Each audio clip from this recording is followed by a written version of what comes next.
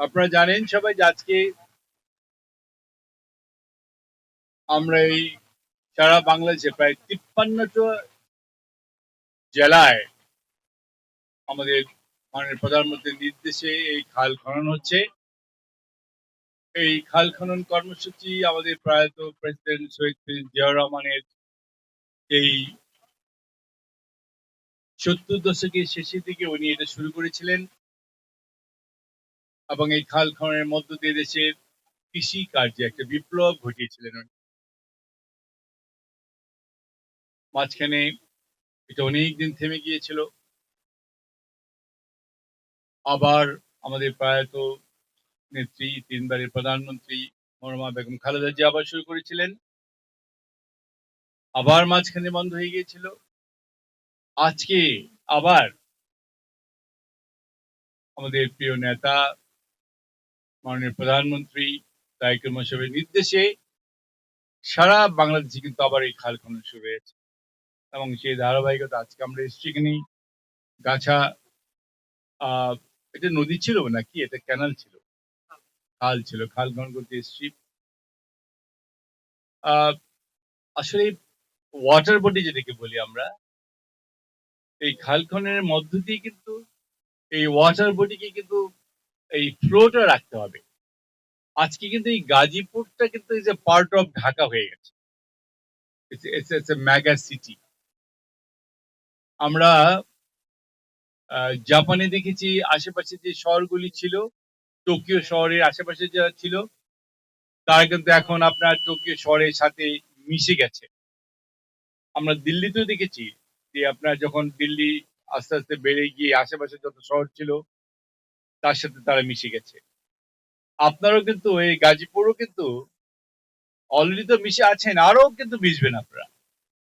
সুতরাং গাজীপুর কিন্তু একটা very important city, is a part of Dhaka city. সুতরাং আপনারা ভালো থাকলে ঢাকা সিটি ভালো থাকবে এবং এই গাজীপুর এই মেট্রোপলিটন সিটিকে ভালো রাখার দায়িত্ব আপনারা যারা এখানে বাস করেন তাদেরও কিন্তু উচিত। আপনারা কেমন থাকবেন, ভালো থাকবেন, আপনাদের কি করা উচিত, নিজেদের উদ্যোগ নিতে হবে। আজকে যেখানে সেখানে আমরা পলিথিন ফেলে রেখে আহ অনেক কি বলে ওটা ড্রেন বন্ধ করে দিচ্ছি। আপনাদের এত সচেতন হতে হবে কিন্তু আপনারা আমরা যদি নিজেরা সচেতন হই তাহলে কিন্তু এনভায়রনমেন্টালি আমরা অনেক ভালো থাকবো। আজকে নানা রকমের অসুখ হয়, একটু আগে কে যেন বলে গেল যে গাছের পাতাগুলো একটাও নেই। গাছে যদি এই অবস্থা হয় তাহলে আমাদের শরীরের কি অবস্থা হবে? সুতরাং আমাদের মধ্যে সচেতনতা বাড়াতে হবে।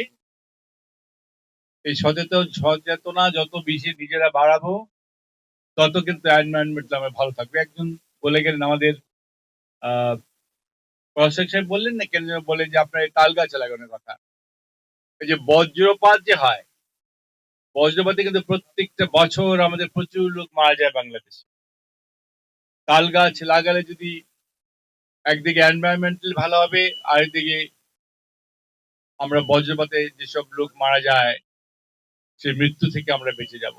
তো এটা আমি আমাদের সেই কৃষি মন্ত্রণালয়কে অবশ্যই জানাবো, আমি এটা অবশ্যই জানাবো। এবং আমি এখানে দেখি তাল গাছ লাগানোর কোনো ব্যবস্থা আমি মন্ত্রণালয়কে বলে আমি করতে পারি কিনা। আজকে আপনারা যে আশেপাশে এইসব নদী নালার পাশে যেসব ইন্ডাস্ট্রিগুলি গড়ে উঠেছে, এটাও কিন্তু is one of the reasons যে ওয়াটার ব্লক গুলি যে বন্ধ হয়ে গেছে। ভীষণ ভাবে আপনার আবর্জনা ফেলে ওরা, তারপরে আপনার সেই ইটিপি নাই। একটু আগে আমাদের মাননীয় এমপি মহোদয় বলে গেলেন যে ইটিপি না থাকাতে সে বর্জ্যগুলি সেই নদীতে গিয়ে পড়ে, নদী দূষিত হয়, স্বাস্থ্যের জন্য খারাপ। আমাদের সেদিকে নজর দিতে হবে। যারা এখানে ইন্ডাস্ট্রি করে তাদেরকে বলতে হবে যে তোমাদেরকে ইটিপি ছাড়া তোমাদের ইন্ডাস্ট্রি এখানে চলতে দেওয়া যাবে না। আপনাদের সচেতন হতে হবে ভাই। নিজেরটা যদি নিজেরা বুঝে না নেন তাহলে কেউ কিন্তু বোঝাবে না। নিজের ঘরকে নিজেই সামাল দিতে হবে। আপনার এখানে যারা বসবাস করেন নিজেরটা বুঝবেন যে আমরা এখানে আমার কে ক্ষতি করছে, কার দ্বারা ক্ষতি হচ্ছে। আজকে তো আপনারা আমরা সামনে যারা আছেন আপনাদের প্রজন্ম তো আর কয়েকটা দিন, তারপরে আগামী প্রজন্মের জন্য আপনারা কি রেখে যাচ্ছেন, এগুলো কিন্তু ভাবতে হবে ভাই, ভাবতে হবে, শুধু ভাবলে হবে না, বাস্তবায়ন করতে হবে। সুতরাং আপনারা যারা আছেন দয়া করে আমরা আমাদের মন্ত্রণালয় বলেন, আমাদের এই সরকার বলেন, আমাদের যত সাহায্য সহযোগিতা করা দরকার আমরা করব, কিন্তু আপনাদের কিন্তু এগিয়ে আসতে হবে। আপনারা যদি এগিয়ে না আসেন, আপনারা না বুঝেন, তাহলে কিন্তু আমরা সেটা বুঝবো না। আপনারা যত বেশি কাটবেন তত বেশি কিছু আপনারা পাবেন কিন্তু। সুতরাং আপনাদের সচেতনতা বাড়াতে হবে। আমরা আপনাদের নিজেদের মধ্যে নিজেদেরটা বুঝে নিতে হবে, নিজেদের স্বার্থটা বুঝে নেবেন। আগামী প্রজন্মের জন্য আপনারা কি রেখে যাচ্ছেন এটাও আপনাকে বুঝতে হবে। এরকম একটা অস্বাস্থ্যকর পরিবেশে থাকা যায় না, এভাবে থাকা যায় না। সুতরাং আজকে আমরা এখানে আমার মাননীয় প্রধানমন্ত্রী তারেক রহমান সাহেবের নির্দেশে আমরা যে এখানে আছি খাল খনন করতে এসেছি, উনি বলে দিয়েছেন শুধু খাল খনন করলেই হবে না, এটিকে কিন্তু দেখভাল করতে হবে। এখানে আপনার যে গাছ লাগাতে হবে, টুরিস্ট অ্যাট্রাকশনের মতো করতে হবে। কারণ এরকম না করলে আপনার কয়টা কোদাল দিয়ে একটু কেটে গেলাম, একটু এক্সকেভেটর দিয়ে একটু কাটলাম, তারপরে ভুলে গেলাম, লোক দেখানোর জন্য কাজ করলে হবে না কিন্তু। আমার মাননীয় প্রধানমন্ত্রী কিন্তু ভেরি সিরিয়াস, হি মিনস বিজনেস। সুতরাং এখানে কিন্তু ফাঁকিবাজি করার কোনো সুযোগ নেই। আজকে যারা এখানে কর্মকর্তারা আছেন, আমাদের এই প্রশাসনিক কর্মকর্তা বা পুলিশ বাহিনী এবং পানি বোর্ডে যারা আছেন, তাদেরকে অনুরোধ করব আপনারা দয়া করে আজকে যে কর্মসূচি আমরা শুরু করলাম, এই কর্মসূচিকে আপনারা ফলো আপ করবেন। আমরা কিন্তু কিছুদিন পরে খোঁজ নেব আবার যে আপনারা কতদূর কি কাজটুকু করলেন। আপনারা কিন্তু আমাদের ওয়াচে থাকবেন আপনারা, তো এমন কিছু আপনারা করবেন যাতে আমরা কিছুদিন পরে এসে দেখতে পারি যে হ্যাঁ আপনারা কাজ করছেন, আপনাদের যাতে আপনাদেরকে ধন্যবাদ দিতে পারি। সুতরাং আমাদের মাননীয় প্রধানমন্ত্রী আজকে সারা বাংলাদেশে আপনারা জানেন যে একটু আগেই আমার ভাতিজা এমপি সাহেব বলে গেলেন, আমার নেতা তারেক রহমান সাহেব কিন্তু হি মিনস বিজনেস, হি মিনস বিজনেস। আজকে আমাদের যে আঙ্গুলের কিন্তু এখনো এই দেখেন কালিটা শুকায় নাই। উনি কিন্তু ফ্যামিলি কার্ড শুরু করেছেন। আগামী মাসের 14 এপ্রিল উনি কৃষি কার্ড দিবেন। আমাদের আইসিটি মন্ত্রণালয় থেকে আমরা প্রত্যেকটা প্রায় অনেকগুলি স্টেশনে, কমলপুর স্টেশন সহ আপনাদের বানানী স্টেশন সহ অনেকগুলি, চিরগাং অনেকগুলি স্টেশনে কিন্তু ওয়াইফাই ফ্রি করে দিচ্ছি। আমরা এয়ারপোর্ট গুলিতে ওয়াইফাই ফ্রি করে দিচ্ছি। আমরা ঢাকা কক্সবাজারে যে ট্রেনটা যায়, সেই ট্রেনে আমরা ওয়াইফাই ফ্রি করে দিচ্ছি। সুতরাং আমরা কাজের মধ্যে আছি। আমাদের প্রধানমন্ত্রীর নির্দেশে এই জনবান্ধব সরকার মানুষের কল্যাণে কাজ করতে চায়। আজকে প্রায় 17 বছর পরে আমরা ক্ষমতায় এসেছি। এদেশের মানুষ আমাদেরকে ক্ষমতায় বসিয়েছে, একটা আশা নিয়ে বসিয়েছে না? আমাদের কাছে কিছু চাইতে পারে তারা, তাই না? আমাদের দিতে হবে তো। ইশতেহারে আমাদের কি ছিল? আমরা অনেক কিছু কমিটমেন্ট করেছি না? এই কমিটমেন্ট গুলি বাস্তবায়ন করতে হবে। শুধু কমিটমেন্ট করার জন্য কমিটমেন্ট আমার নেতা তারেক রহমান সাহেব করেন না। উনি যা বলেন আমার মাননীয় প্রধানমন্ত্রী উনি তাই করেন। তার প্রমাণ দেখতে পাচ্ছেন না? তার প্রমাণ আপনারা দেখতে পাচ্ছেন। সুতরাং আগামীতে 180 দিনের মধ্যে আমাদের এই যে খাল খনন কর্মসূচি প্রায় 20,000 কিলোমিটার উনি নেক্সট 5 ইয়ার্স উনি খনন করবেন। আমাকে 180 দিনের মধ্যে 1,000 কিলোমিটার উনি খনন করবেন। এই যে ওনার কর্মসূচি, এই কর্মসূচি বাস্তবায়ন করার জন্য আপনারা, এই যে আমাদের নেতৃবৃন্দ যারা আছেন, তাদের সাহায্য সহযোগিতা লাগবে। আপনাদের কিন্তু কমিটমেন্ট থাকতে হবে ভাই। সরকার আপনাদের সাথে সাথে আমার নেতা তারেক রহমান সাহেব, আমাদের মাননীয় প্রধানমন্ত্রী যে কমিটমেন্ট, পাশাপাশি আপনাদের কাজ করতে হবে। এখানে যারা প্রশাসন আছেন, পুলিশ প্রশাসন এবং অ্যাডমিনিস্ট্রেশন যারা আছেন, তাদেরকে বলবো যে আপনাদের সাহায্য সহযোগিতা আমাদের দরকার। এই সরকার চালাতে গেলে you are part of the government. আপনারা মাঠে থাকেন, মাঠে কাজ করেন, জনগণের সাথে সারাক্ষণ মেলামেশা করেন। সুতরাং আপনাদের সহযোগিতা আমাদের একান্ত কাম্য।